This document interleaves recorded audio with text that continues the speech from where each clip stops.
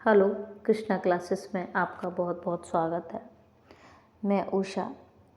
इस वीडियो में हम बीए थर्ड सेमेस्टर के टॉपिक मोटिव की चर्चा करेंगे। मोटिव क्या होता है? आपके लिए मैंने इस कॉन्सेप्ट को बहुत ही डीप एंड वाइड एक्सप्लेन किया है और इजी एंड सिंपल लैंग्वेज में इसको मैंने आपके लिए बनाया है, तो मुझे उम्मीद है आपको ये बहुत अच्छे से समझ में आएगा। देखो, मोटिव का जो हिंदी अर्थ होता है वो होता है चित्र या डिजाइन। अब चित्र या डिजाइन क्या होता है ड्रामे में? देखिए, जैसे राइटर किसी भी स्टोरी को लिखता है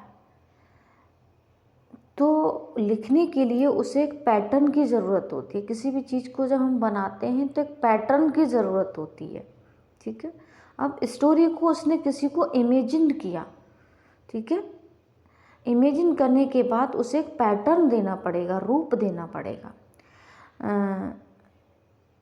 अब ये कह लीजिए, मान के चलिए, जो मोटिव जो होता है, जो थीम होती है, थीम के लिए जो रिक्वायरिंग एलिमेंट्स होते हैं वो मोटिव्स कहलाते हैं।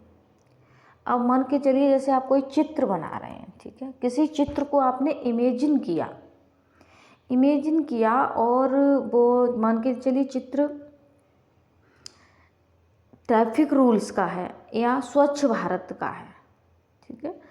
तो जो उसकी थीम जो हो गई वो क्या हो गई? ट्रैफिक रूल्स, चित्र की, मतलब सीनरी की। और उसका जो मोटिव हो गए वो क्या हो गए? मोटिव्स क्या हो गए कि उसमें किस किस एलिमेंट्स की ज़रूरत है। अब मान के चलिए चित्र बनाएंगे तो किस कागज़ पे बनाएंगे या चार्ट पर बनाएंगे। एक एलिमेंट वो हो गया पेंसिल, रेज़र, शार्पनर या कलर्स। जिस जिस एलिमेंट्स की ज़रूरत होती है उसके द्वारा, उनके द्वारा हम उसको क्या कर पा रहे हैं? पिक्चर को, चित्र को एक डिज़ाइन, पैटर्न दे पा रहे हैं, डिजाइन कर पा रहे हैं। समझ में आई होगी बात? तो देखिए, थोड़ा चलते हैं, फिर एक उदाहरण के साथ हम आपको समझाएंगे। Bird motive is originated from the French phrase. Bird motive is originated हुआ है। ऑरिजिनेटेड मीन्स होता है उत्पत्ति होना, ठीक है। फ्रॉम मीन्स कहाँ से? French phrase. फ्रेंच फ्रेज से इसको ऑरिजिनेट किया गया है, इसकी उत्पत्ति की गई है। Motive means pattern. मोटिव का मतलब होता है पैटर्न, और पैटर्न तो जानते ही हम किसी की रूपरेखा या डिज़ाइन, ठीक है। और तो वो क्या कहलाता है? मोटिव कहलाता है, ठीक है। अब जैसे हम आपको समझाएं, एक उदाहरण लेते हैं। जो हमारा ओथेलो ड्रामा है हमारे ही सिलेबस में प्रेस्क्राइब्ड है ओथेलो ड्रामा। अब ओथेलो ड्रामा के बेस पर एक मूवी बनी है, ओमकारा फिल्म। देखी होगी शायद, आपने न देखी हो तो उसको देखना। जिसका हीरो है अजय देवगन, कई कैरेक्टर हैं। अजय देवगन है, सैफ अली खान है, करीना कपूर, विवेक ओबरॉय और बिपाशा बसु, बहुत सारे हीरो हीरोइंस हैं। और उधर ओथेलो ड्रामा है। ओथेलो ड्रामा के बेस पर क्या बनी है? एक मूवी बनी है। तो जो ड्रामा था उसको इमेजिन करके उसके अकॉर्डिंग कैरेक्टर्स बना दिए गए और उसको एक पैटर्न दे दिया गया, एक फिल्म बना दी। समझ में आया? तो जैसे ओथेलो है, कैसियो है, यागो है, रॉड्रिगो है, डेस्टिमोना, एमिलिया, ये सभी कैरेक्टर हैं वो किनको दे दिए गए? अजय देवगन, सैफ अली खान, करीना कपूर, विवेक ओबरॉय, बिपाशा बसु। जिधर उसके जो कैरेक्टर जिसका था उसी के अकॉर्डिंग इधर कैरेक्टर दे दिया गया, तो एक डिज़ाइन कर दिया गया उसको, ठीक है, एक पैटर्न दे दिया गया। आगे चलेंगे, देखो। A motive is a technique used in literary writing. A motive is a technique, एक टेक्निक होती है, तकनीकी होती है, यूज्ड, प्रयोग की जाती है, इन लिटरेचर राइटिंग, किसी भी साहित्यिक लेखनी में इसका प्रयोग किया जाता है। आगे देखेंगे। It involves repetition of ideas और concept throughout the literary text. It involves का मतलब होता है अपेक्षा करना, ठीक है। यहाँ पर अपेक्षा से सेंस है, वैसे तो कई सेंस निकलते हैं इसके। इट इन्वॉल्व्स रिपीटेशन मीन्स दोहराना ऑफ द आइडियाज़, विचारों को और कंसेप्टों का, थ्रू आउट संपूर्ण लिटरेरी टेक्स्ट में कंसेप्ट और आइडियाज़ के रिपीटेशन को ये इन्वॉल्व करते हैं। Motifs have some symbolic significance for literature. Motifs have रखते हैं, सम कुछ, सिंबॉलिक मीन्स प्रतीकात्मक, सिग्निफिकेंस महत्व, फॉर लिटरेचर साहित्य के लिए। मोटिव्स साहित्य के लिए कुछ प्रतीकात्मक महत्व रखते हैं। मोटिव्स में consist of A recurring image और ए रिपीटेड वर्ड, फ्रेज और topic expressed in language. Motive में कंसिस्ट बटा हो सकता है ऑफ रिक्योरिंग। तो रिक्योरिंग का मतलब होता है अनेक बार किसी भी चीज़ का घटित होना, ठीक है। इमेज, मोटिव्स में consist of recurring image. Motifs recurring image के रूप में भी कंसिस्ट हो सकता है, मतलब जो इमेज बार बार हमारे माइंड में आ रही है, घटित हो रही है, वो भी मोटिव्स हो सकते हैं। और रिपीटेड वर्ड्स, और जो वर्ड्स का रिपीटेशन हो रहा है वो भी मोटिव्स हो सकते हैं। फ्रेज भी हो सकते हैं और टॉपिक्स हो सकते हैं।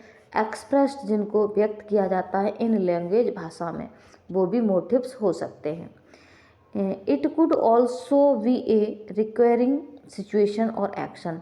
इट कुड ऑल्सो मीन्स भी मीन्स हो सकते हैं।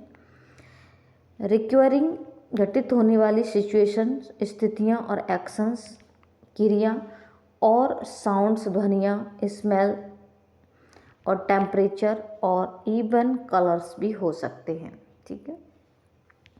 आगे देखो, थोड़ा समझेंगे कि ये जो मोटिव्स जो होते हैं, मोटिव्स डिफरेंस बिटवीन मोटिव और थीम्स, मैंने आपको समझा, हो सकता है पूछ ले, शॉर्ट में पूछ सकता है, वेरी शॉर्ट में पूछ सकता है। डिफरेंस बिटवीन मोटिव और थीम, मोटिव और थीम में क्या डिफरेंस होता है। तो थीम्स, मैंने आपको अभी बताया था, themes are the main ideas.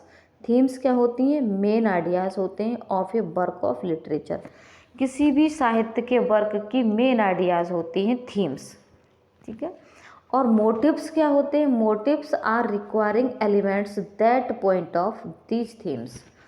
उस पॉइंट ऑफ थीम्स के लिए जो रिक्वायरिंग एलिमेंट्स होते हैं वो मोटिव्स होते हैं। मैंने आपको समझाया था अभी, जैसे कि मान के चलिए आपने कोई चित्र पेंट किया, चित्र पेंट कर रहे हैं, ठीक है, और चित्र पेंट कर रहे हैं, आपका थीम क्या है कि उस चित्र के द्वारा एक मैसेज छोड़ना, या ट्रैफिक रूल का आपने बनाया है, स्वच्छ भारत का बनाया है, या जो भी आपके माइंड में चित्र आया है, ठीक है, उसकी एक आप सीनरी बनाना चाहते हैं, तो उसकी थीम हो गई आपकी ये, मान के चलिए स्वच्छ भारत। अब स्वच्छ भारत का पिक्चर पेंट करने के लिए आपको किस किस एलिमेंट्स की आवश्यकता होगी, वो आपके मोटिव्स हो गए कि उन एलिमेंट्स के द्वारा आप क्या कर रहे हैं, उस चित्र को डिजाइन कर पा रहे हैं, पैटर्न दे पा रहे हैं, ठीक है। अब देखो एक एग्जांपल है, example of motive, Romeo and Juliet bye Shakespeare. Romeo Juliet, Shakespeare का रोमियो और जूलियट एक बहुत अच्छा उदाहरण है मोटिव्स का, ठीक है। नेक्स्ट चलेंगे,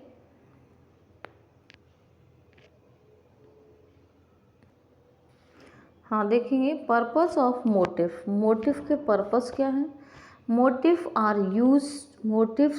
used by authors for following purpose. निम्नलिखित उद्देश्यों के लिए ऑथर के द्वारा मोटिव्स का प्रयोग किया जाता है।